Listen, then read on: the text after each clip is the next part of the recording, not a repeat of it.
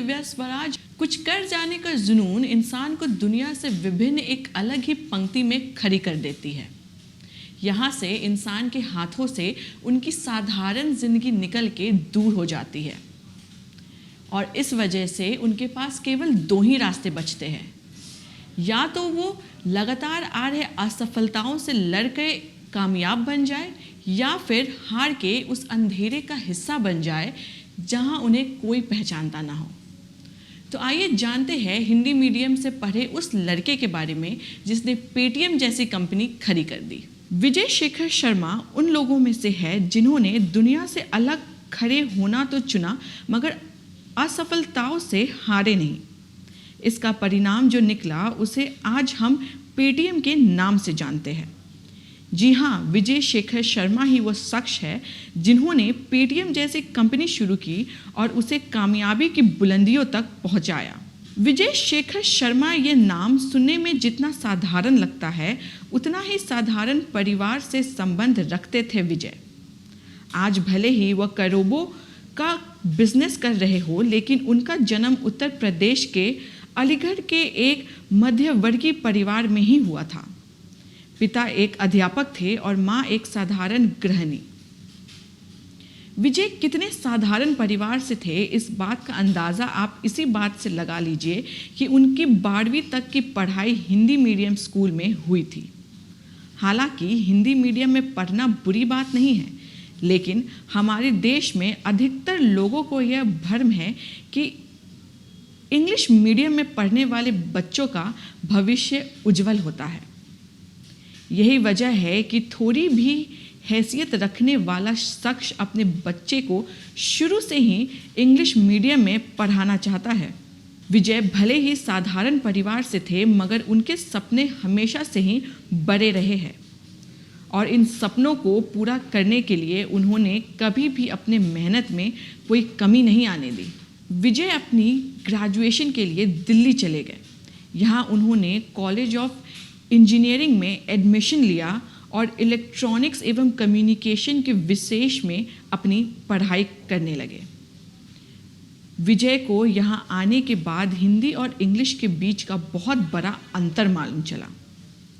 इससे पहले तक इंग्लिश उनके लिए सिर्फ एक भाषा थी, लेकिन दिल्ली के इस कॉलेज में उन्हें इस बात का अनुभव हुआ कि यहाँ इंग्लिश सिर्फ एक भाषा नहीं बल्कि काबिलियत तौलने का एक पैमाना है। हिंदी मीडियम से पढ़ा ये लड़का अंग्रेज़ी में कमज़ोर था। स्वभाव पहले से ही शर्मीला था, जिस वजह से किसी ने कुछ पूछ भी नहीं पाता था।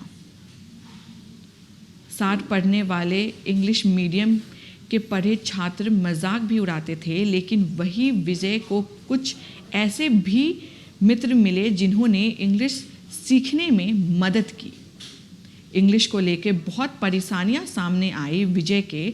वह फेल भी हुए, लेकिन उन्होंने ये मन बना लिया था कि वह इसे सीख के ही दम लेंगे। यह उनकी इच्छा शक्ति थी जिसके दम पर उन्होंने जल्द ही इंग्लिश भाषा सीख ली।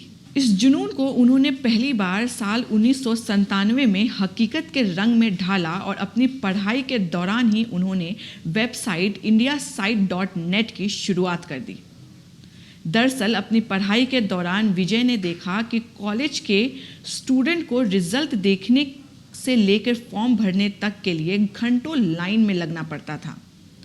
उन्होंने सोचा कि क्यों ना इसके लिए एक ऐसी वेबसाइट तैयार की जाए जहां ये खुद से कैफ़े जाकर सारी इन्फॉर्मेशन निकाल सके। यहीं से जन्म हुआ इंडिया साइट नामक वेबसाइट का।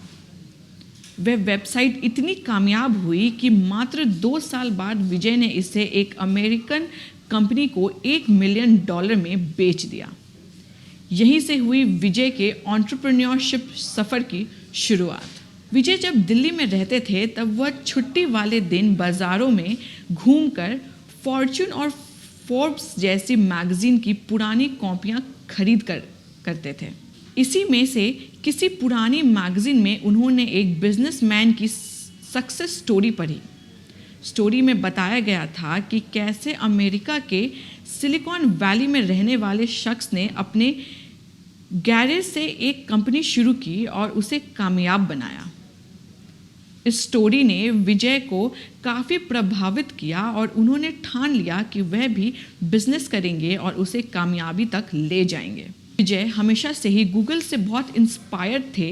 यही वजह रही कि वह अपनी आगे की पढ़ाई के लिए अमेरिका की स्टैनफोर्ड यूनिवर्सिटी पहुंच गए, लेकिन आर्थिक कमी के कारण वो वहां ज़्यादा समय तक ना रह पाए।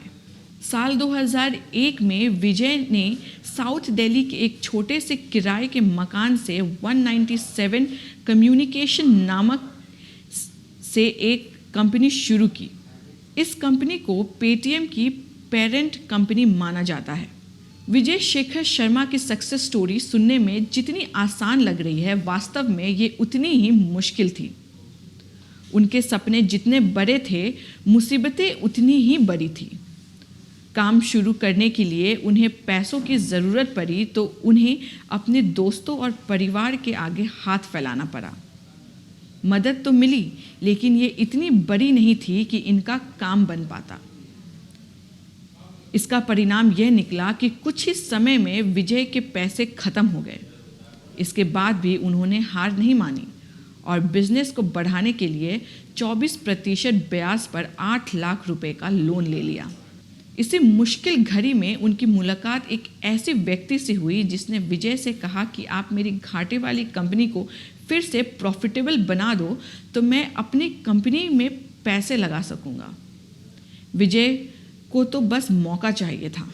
उन्होंने ये ऑफर स्वीकार किया और अपनी मेहनत व सूझबूझ से उनके कारोबार को मुनाफा में ला दिया। इसके बाद वह शख्स ने विजय की कंपनी की इक्विटी खरीद ली। इससे उन्होंने अपना लोन चुका दिया। लोन चुकाने के बाद तो विजय ने कभी पीछे मुड़कर देखा ही नहीं। अब विजय अपने बिजनेस को बढ़ाने के बारे में सोच चुके थे। इन्हीं दिनों इनके साथ कुछ ऐसी बातें हुई जिसने इन्हें नया बिजनेस आइडिया मिल गया। विजय को जब भी किराने का सामान लेना होता था या ऑटो वाले को पैसे देने होते थे तो उन्हें छुट्टे की दिक्कत आती थी। ऐसे में इन्होंने सोचा कि क्यों ना कुछ ऐसा शुरू किया जाए जिससे ऐसे कामों में कैश का झंझट ही खत्म हो जाए। सन 2010 में विजय को पेटीएम का आइडिया आया और उन्होंने इसे शुरू कर दिया। आज मनी ट्रांजैक्शन के लिए यूज़ होने वाली पेटीएम ऐप उस समय प्रीपेड रिचार्ज और डीटीएच रिचार्ज की सुविधा देता था। इसके बाद इसमें इलेक्ट्रिसिटी और गैस के बिल की भुगतान की सुविधा जुड़ गई। ऐसे ही ये ऐप धीरे धीरे ऑनलाइन ट्रांजैक्शन की सुविधा देने लगा। ऐसे तो पेटीएम के अलावा भी कई सारी ऐप ऑनलाइन ट्रांजैक्शन की सुविधा दे रही है, लेकिन 2016 में हुई नोटबंदी में इस सर्विस का सबसे बड़ा फ़ायदा पेटीएम को ही हुआ था। सरकार ने एक तरफ डिजिटल इंडिया के कॉन्सेप्ट में तेज़ी दिखाई और दूसरी तरफ विजय शेखर शर्मा की कंपनी पेटीएम को बल मिल गया। 2017 में फोर्ब्स ने विजय शेखर शर्मा को इंडिया के यंगेस्ट बिलियनियर की सूची में शामिल किया। आज की तारीख में विजय शेखर शर्मा $230 करोड़ के मालिक हैं। रिपोर्ट्स के अनुसार पेटीएम की लास्ट वैल्यूएशन $16 बिलियन थी। ये कंपनी अब $25 बिलियन की वैल्यूएशन प्राप्त करना चाहती है। तो यह थी एंटरप्रेन्योर विजय शेखर शर्मा की सक्सेस स्टोरी, जिन्होंने अपने मेहनत और सूझबूझ से पेटीएम जैसी कंपनी खड़ी कर दी। आज के लिए बस इतना ही। ऐसी खबरों के लिए हमारे साथ बने रहिए। धन्यवाद।